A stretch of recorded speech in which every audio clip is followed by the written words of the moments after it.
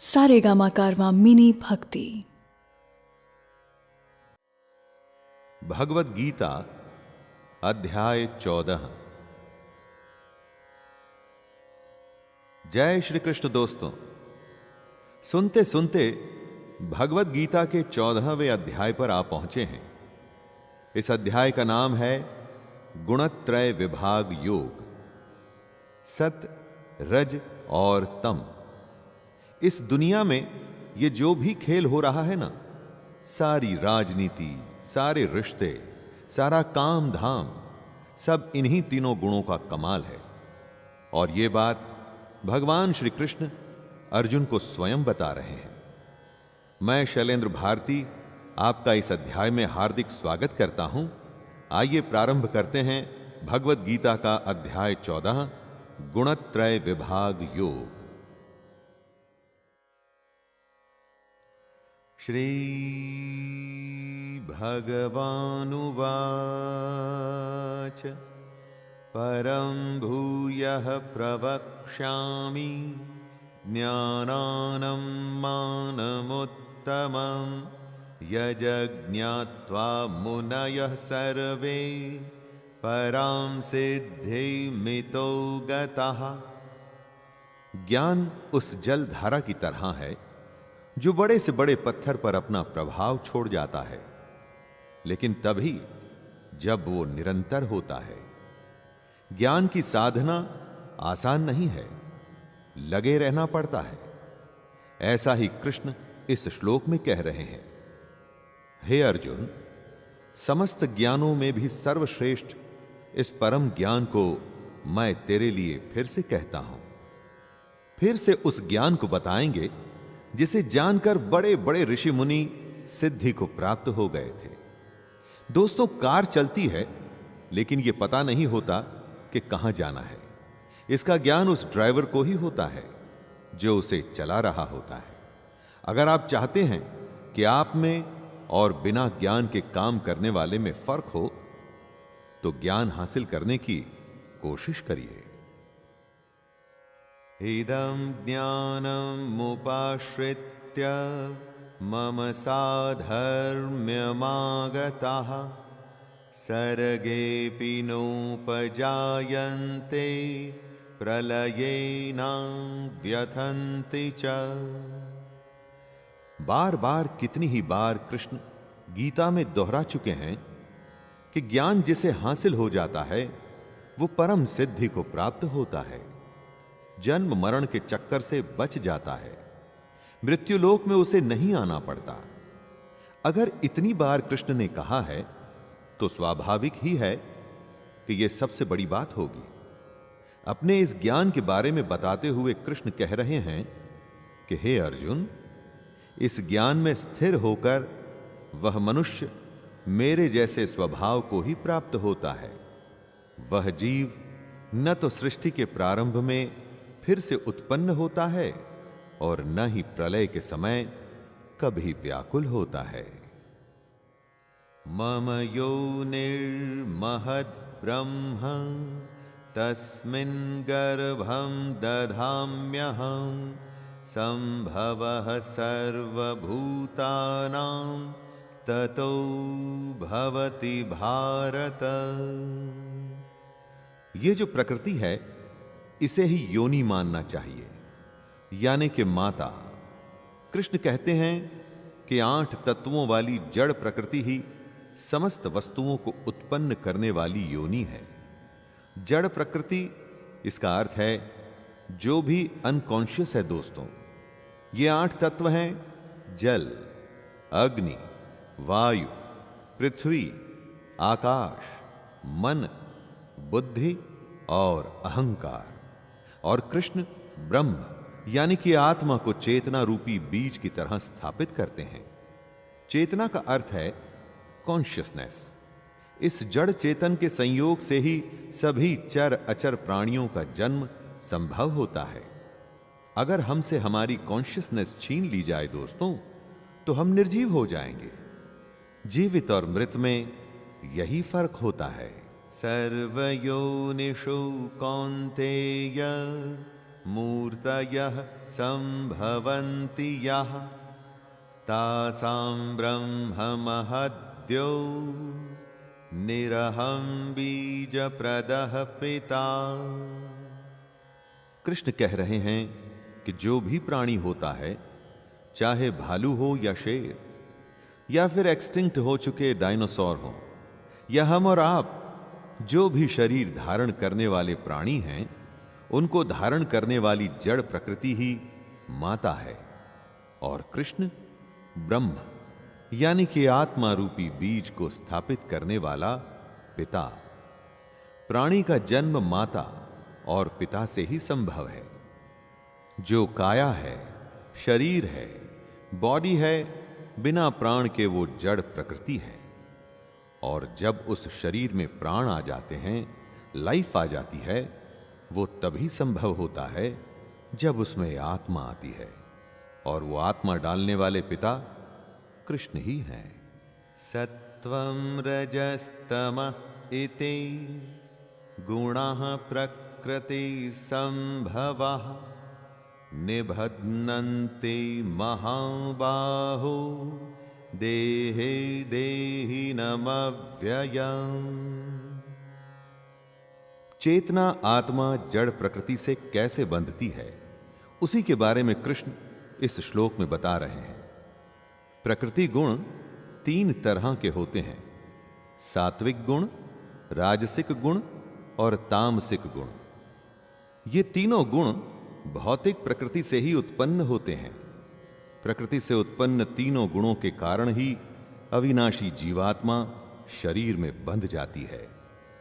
इन 3 गुणों के कारण ही हमारी अविनाशी आत्मा यानी कि इनडिस्ट्रक्टिबल सोल हमारी विनाशी शरीर से बंध जाती है।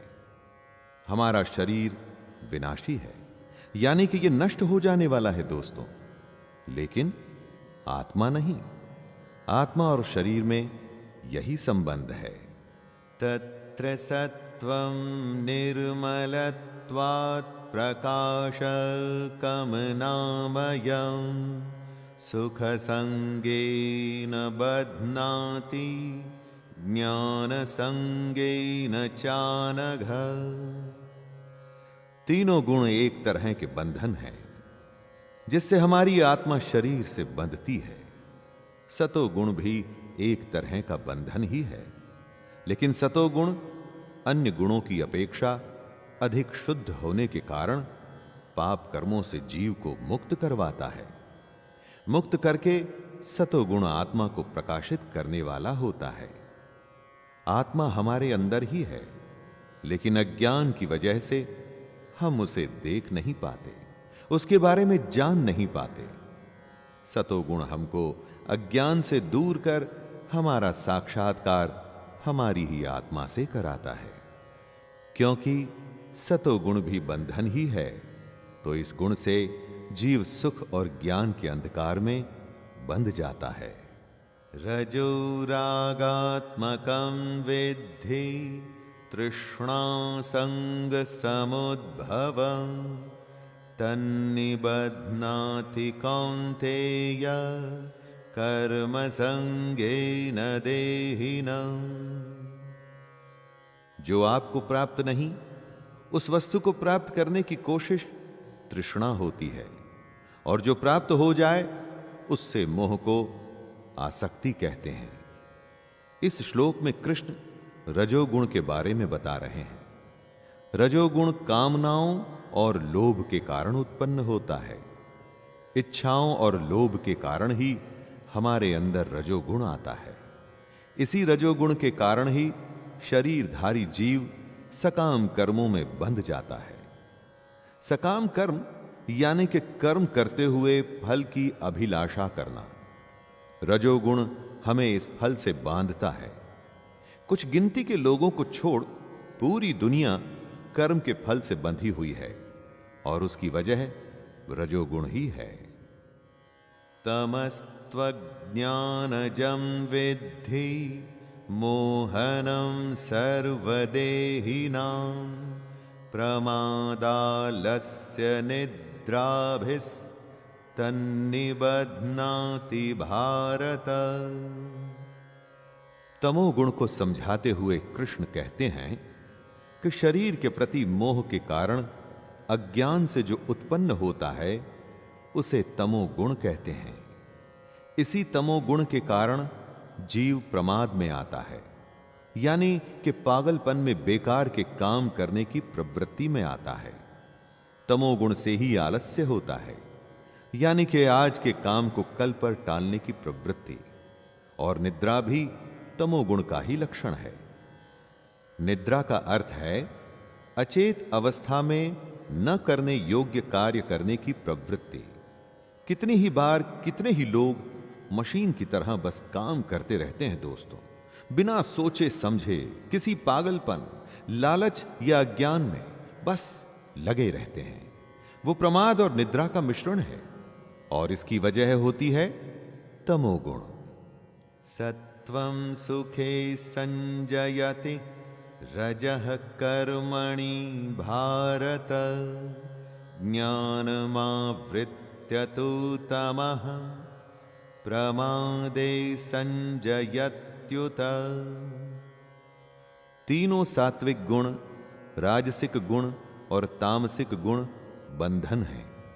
सतोगुण मनुष्य को सुख में बांधता है। वो प्राणी को शाश्वत सच को ढूंढने के लिए प्रेरित करता है, जबकि रजोगुण मनुष्य को सकाम कर्म में बांधता है। रजोगुण से प्राणी बस काम के फल के बारे में, आगे होने वाले फायदे के बारे में या हो चुके नुकसान के बारे में ही सोचता रहता है और फिर पहले से भी ज्यादा प्राप्त करने के लिए और कर्म करता है। लेकिन कर्म के लिए कर्म नहीं, बल्कि फल के लिए कर्म करता है। और तमोगुण मनुष्य के ज्ञान को ढककर प्रमाद में बांधता है। पागलपन की स्थिति, केयरलेसनेस की अवस्था, नशे की हालत ही प्रमाद होती है दोस्तों। रजस्तमश्चाभिभूय सत्वं भवति भारत, रजः सत्वं तमश्चैव तमः सत्वं रजस्तथा। लेकिन सत, रज और तम होते तो तीनों एक ही स्थान पर हैं, एक ही हृदय में, तो फिर अलग अलग कैसे बढ़ जाते हैं? उसे बताते हुए कृष्ण कहते हैं, रजोगुण और तमोगुण के घटने पर सतोगुण बढ़ता है, सतोगुण और रजोगुण के घटने पर तमोगुण बढ़ता है। इसी प्रकार तमोगुण और सतोगुण के घटने पर रजोगुण बढ़ता है। हर गुण बाकी दोनों को दबाकर खुद को बढ़ाने की कोशिश करता है। दोस्तों, जब भी आप कुछ सोच रहे हैं, कुछ काम कर रहे हैं या करने जा रहे हैं, तो सोचने की कोशिश कर सकते हैं कि उस समय आप पर कौन सा गुण प्रभावी हो रहा है। सर्वद्वारेषु देहेऽस्मिन् प्रकाश उपजायते, ज्ञानं यदा तदा वेद्यात् ववृद्धं सत्वमित्युत। किस समय आप पर कौन सा गुण प्रभावी है, उसको जानने का तरीका बताते हुए कृष्ण कहते हैं कि जिस समय इस शरीर के सभी 9 द्वारों में ज्ञान का प्रकाश उत्पन्न होता है, उस समय सतोगुण विशेष बुद्धि को प्राप्त होता है। हमारे शरीर में 9 द्वार हैं, 2 आंखें, 2 कान, 2 नथुने, मुख, गुदा और उपस्थ। इन्हीं 9 द्वारों से हम इस दुनिया के समक्ष होते हैं। ये सारे दरवाजे बाहर की दुनिया की तरफ खुलते हैं। जब इन 9 द्वारों में ज्ञान का प्रकाश आने लगता है, तब ये मान लीजिए कि रजोगुण और तमोगुण को बढ़ाकर सतोगुण बढ़ रहा है। लोभः प्रवृत्तिरारम्भः कर्मणाम् अशमः स्पृहा, रजस्यैतानि जायन्ते विवृद्धे भरतर्षभ। आप काम करते हैं, उसके बाद पैसे आते हैं। उस पैसे से आप अपनी इच्छाओं को पूरा करते हैं। उन इच्छाओं की पूर्ति से आपको आनंद आता है, इसलिए आप और काम करना चाहते हैं ताकि और पैसा आ सके। यही रजोगुण की निशानी है दोस्तों, क्योंकि यहां पर आप काम करने के लिए काम नहीं कर रहे, पैसे से मिल रहे आनंद को बढ़ाने के लिए काम करना चाहते हैं। रजोगुण की वजह से लोभ के उत्पन्न होने के कारण फल की इच्छा से कार्यों को करने की प्रवृत्ति और मन की चंचलता के कारण विषय भोगों को भोगने की अनियंत्रित इच्छा बढ़ने लगती है। अप्रकाशो प्रवृत्तिश्च प्रमादो मोह एव च तमस्येतानि जायन्ते विवृद्धे कुरु नंदन। जब कोई हाथ पर हाथ रख बैठे रहने में ही आनंद पाता है, अपने अज्ञान में खुश रहता है, पागलपन की हालत में आ जाता है या किसी भी मोह की वजह से अपना काम करना छोड़ देता है, तो इसका अर्थ है उसमें तमोगुण बढ़ रहा है। तमोगुण को अत्यंत अविवेक कहा जाता है। विवेक यानी कि सही गलत के बीच में चुनाव करने की क्षमता।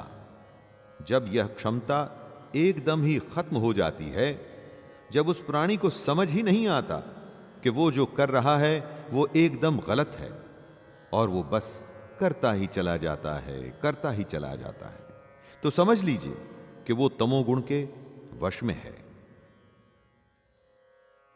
यदा सत्वे प्रवृद्धे तो प्रलयं याति देहभृत् तदोत्तमं विदां लोकान् मलान् प्रतिपद्यते। दोस्तों, मरते समय हिसाब किताब होता है, उसे मरण समय की अवस्था का फल कहते हैं। कर्मों का बही खाता खुलता है और पूरे जीवन का फल मिलता है। तो जब कोई मनुष्य सतोगुण की वृद्धि होने पर मृत्यु को प्राप्त होता है, तब वह उत्तम कर्म की वजह से निर्मल स्वर्ग लोक को प्राप्त होता है। निर्मल स्वर्ग लोक मतलब जहां सब कुछ निर्मल है, जहां पर लोग उत्तम तत्व यानी कि भगवान के ज्ञान को जानते हैं।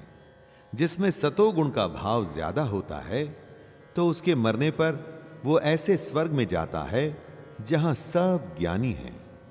मृत्युलोक की तरह अज्ञान और अज्ञानी नहीं हैं। रजसि प्रलयं गत्वा कर्म संगिषु जायते तथा प्रलीनस्तमसि मूढ़यो निषु जायते।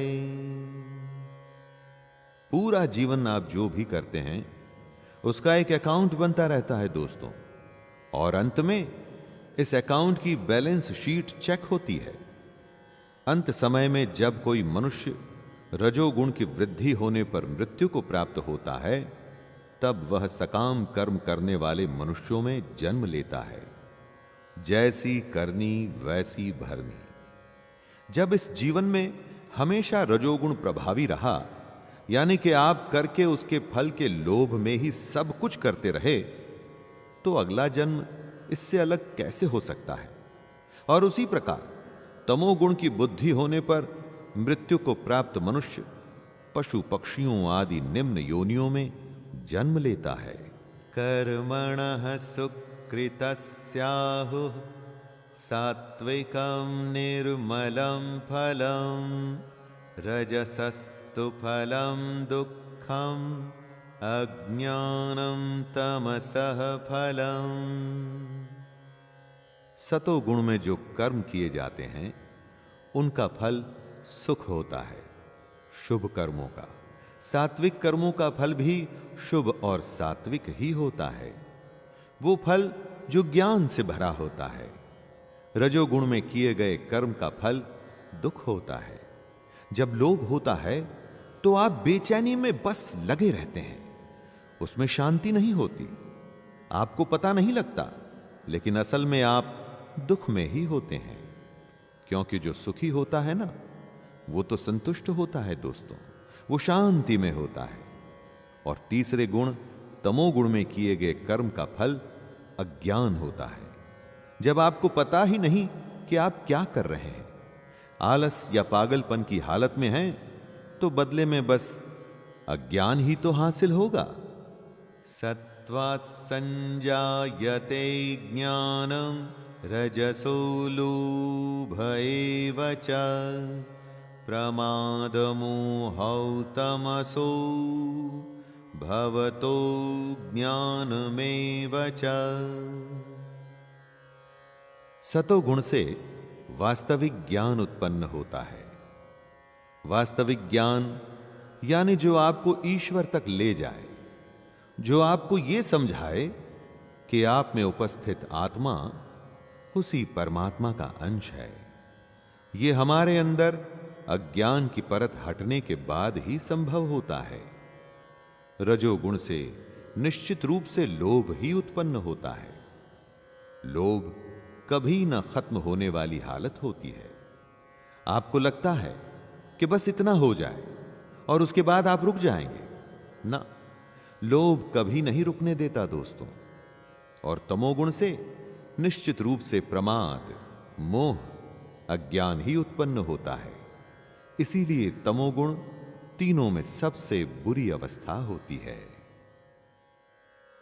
ऊर्ध्वं गच्छन्ति सत्त्वस्था मध्ये तिष्ठन्ति राजसाः जघन्यगुणवृत्तिस्था अधो गच्छन्ति तामसाः। सत, रज और तम तीनों गुण हमको किसी न किसी योनि में भेजते हैं।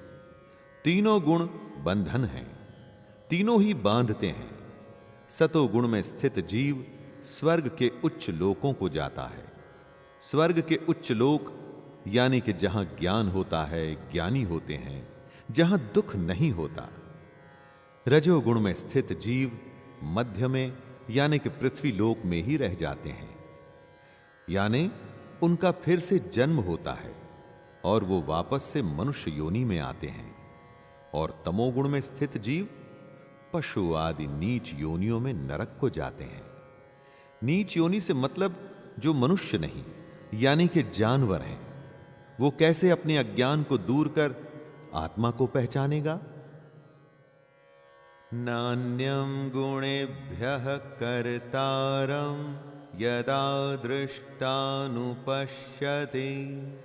गुणेभ्यश्च परं वित्ति मद्भावं सोऽधिगच्छति।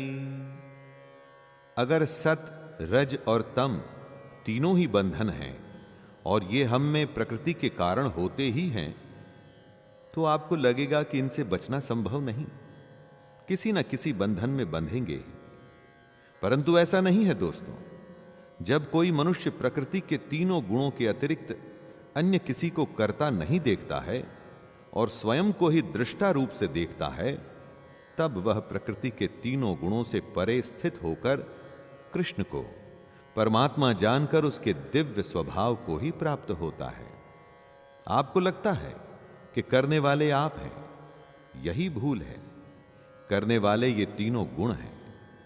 जब आप इस बात को समझकर दृष्टा बन अपने इन गुणों को पहचान कर इन्हें देखने लगते हैं, तब आपको ज्ञान की प्राप्ति होती है। गुणानेतानतीत्य त्रिन्देहि देह समुद्भवान् जन्म मृत्यु जरा दुःखैर्विमुक्तो मृतमश्नुते। सत, रज और तम इन नाम के तीनों बंधनों से बचना संभव है। और संभव ही नहीं, यही तो एकमात्र लक्ष्य भी है। जो इस बात को समझ जाते हैं, वो शरीरधारी जीव प्रकृति के इन तीनों गुणों को पार कर जाते हैं। ऐसा होने पर आप बंधन से छूट जाते हैं। जन्म, मृत्यु बुढ़ापा तथा सभी प्रकार के कष्टों से मुक्त होकर इसी जीवन में परम आनंद स्वरूप अमृत का भोग करते हैं। परम आनंद वो आनंद की अवस्था है जो कभी खत्म नहीं होती दोस्तों। बाकी हमारे सांसारिक यानी कि वर्ल्डली प्लेजर बहुत ही थोड़े समय के होते हैं। हैरानी की बात है कि हम सब क्षणिक आनंद के पीछे भागते हैं, परम आनंद के पीछे नहीं। अर्जुन उवाच कैर्लिङ्गस्त्रीन् गुणानेत अनतीतो भवति प्रभो किमाचारः कथं चैतांस्त्रीन् गुणानतिवर्तते। कृष्ण की बातें सुन अर्जुन के मन में प्रश्न आता है और वो पूछता है, हे प्रभु, प्रकृति के तीनों गुणों को पार किया हुआ मनुष्य किन लक्षणों के द्वारा जाना जाता है? जो पुरुष इन तीनों बंधनों से मुक्त हो जाता है तो उसके क्या लक्षण होते हैं? वो किस तरह का आचरण करता है? और सबसे बड़ी बात कि वो मनुष्य प्रकृति के तीनों गुणों को किस प्रकार से पार कर पाता है? ऐसा क्या करना पड़ता है कि जिससे वो इन तीनों बंधन से छूट जाए? हमारा हर काम सत, रज और तम तीनों में से किसी एक से प्रभावित होता ही है, तो फिर हम इनसे बचे कैसे? श्री भगवानुवाच प्रकाशं च प्रवृत्तिं च मोहमेव च पाण्डव न द्वेष्टि संप्रवृत्तानि न निवृत्तानि कांक्षते। कृष्ण कहते हैं, जो मनुष्य इन तीनों में से किसी भी गुण से घृणा नहीं करता और समान भाव रखता है और ना तो उनमें प्रवृत्त ही होता है ना ही उनसे निवृत्त होने की इच्छा ही करता है, वो इन बंधनों से बच जाता है। ईश्वरीय ज्ञान रूपी प्रकाश होता है सतोगुण, कर्म करने में आसक्ति होती है रजोगुण, तथा मोह रूपी अज्ञान को कहते हैं तमोगुण। जो इन तीनों से घृणा ना कर, ना इनसे द्वेष नहीं रखता, ना तो वो इन गुणों में रुचि दिखा इनमें शामिल होने की कोशिश करता है और ना ही इन गुणों से निवृत्त होने की कोशिश करता है। इन गुणों को पहचान इनके बंधन से छूटना है, न कि इनसे घृणा करनी है। उदासीनवदासीनो गुणैर्यो न विचाल्यते गुणावर्तन्त इत्येव योऽवतिष्ठति निंगते। जब आप उदास होते हैं तो क्या किसी भी वस्तु या बात में रुचि लेते हैं? नहीं। उसी तरह से अगर हमें सत, रज और तम गुणों से छुटकारा पाना है तो एक उदास व्यक्ति की तरह ही बर्ताव करना है। कृष्ण कहते हैं कि जो उदासीन भाव में स्थित रहकर किसी भी गुण के आने जाने से विचलित नहीं होता है और गुणों को ही कार्य करते हुए जानकर एक ही भाव में स्थिर रहता है, वो इन गुणों से पार हो जाता है। कर्ता आप नहीं, आपके ये गुण हैं। एक उदासीन की तरह आपको इनका दृष्टा यानी कि देखने वाला बनना है। न इन गुणों में रुचि रखनी है और ना ही इनसे घृणा करनी है।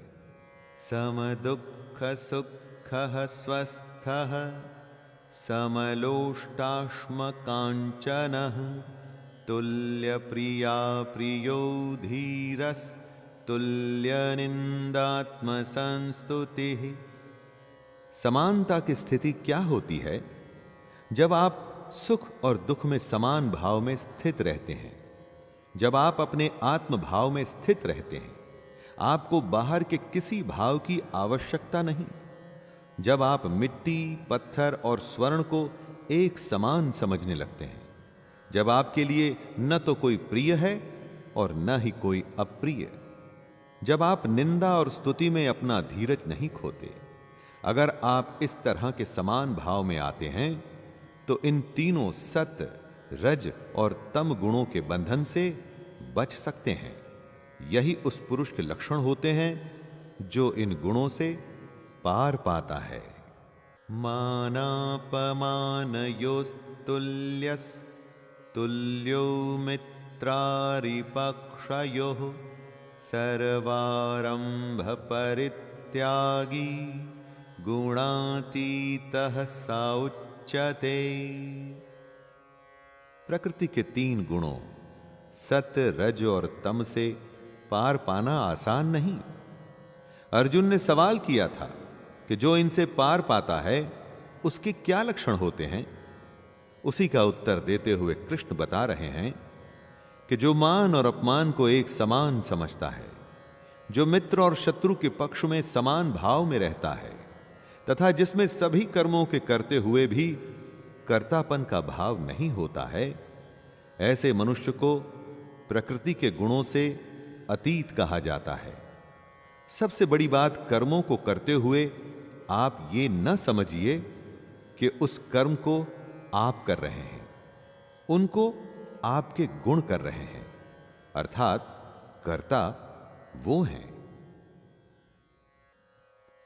मां च यो व्यभिचारेण भक्ति योगेन सेवते सगुणान् समतीत्येतान् ब्रह्म भूयाय कल्पते। अनन्य भक्ति वो होती है जिसमें कोई और न आ सके। जो मनुष्य हर परिस्थिति में बिना विचलित हुए अनन्य भाव से कृष्ण की भक्ति में स्थिर रहता है, वह मनुष्य प्रकृति के तीनों गुणों को अति शीघ्र पार करके ब्रह्म पद पर स्थित हो जाता है। चाहे कुछ भी हो, कैसी भी परिस्थिति हो, सुख हो या दुख हो, हालत आसान हो या मुश्किल हो, मन में से कृष्ण कभी नहीं निकलना चाहिए। यहां पर कृष्ण से मतलब परमात्मा भी है दोस्तों, और आपका कर्म भी, जिसे आपको कर्तव्य की तरह करना है। अगर मन में हमेशा बस कर्म करने की इच्छा रहेगी तो आप निश्चित ही अपने लक्ष्य पर पहुंच जाएंगे। ब्रह्मणो हि प्रतिष्ठाहं मृतस्य व्ययस्य च शाश्वतस्य च धर्मस्य सुखस्यैकान्तिकस्य च। कृष्ण ब्रह्म की प्रतिष्ठा है, कृष्ण ही अंतरात्मा की प्रतिष्ठा है, इसीलिए वो शाश्वत यानी कि हमेशा के लिए हैं। कृष्ण अपने रूप को बताते हुए कहते हैं, उस अविनाशी ब्रह्म पद का मैं ही अमृत स्वरूप, शाश्वत स्वरूप, धर्म स्वरूप और परम आनंद स्वरूप एकमात्र आश्रय हूं। क्योंकि कृष्ण परमात्मा की प्रतिष्ठा हैं, तो वो आश्रय हैं जिनमें हमें परम आनंद मिलेगा। अखंड आनंद अगर आपको चाहिए दोस्तों, तो ये ज्ञान चाहिए कि आप कौन हैं, कहां से आए हैं और कहां जाएंगे, तो उसका उत्तर कृष्ण ही है। कृष्ण में ही हमें मोक्ष की प्राप्ति होगी, कृष्ण से ही आपको सब कुछ मिलेगा, और जो मिलेगा वो भी कृष्ण ही है। तो दोस्तों, ये था गीता का 14वां अध्याय। इस अध्याय में उन्होंने प्रकृति के 3 गुणों को खोल के हमारे सामने रखा। कैसे ये गुण ही हमारे कर्म के कर्ता होते हैं, हम नहीं। इन्हीं गुणों के खेल से निकलकर, इस बंधन से छूटकर हम मोक्ष को पा सकते हैं। तो अगले अध्याय में फिर से भेंट होगी। तब तक के लिए अपने दोस्त शैलेंद्र भारती को आज्ञा दीजिए। जय श्री कृष्ण।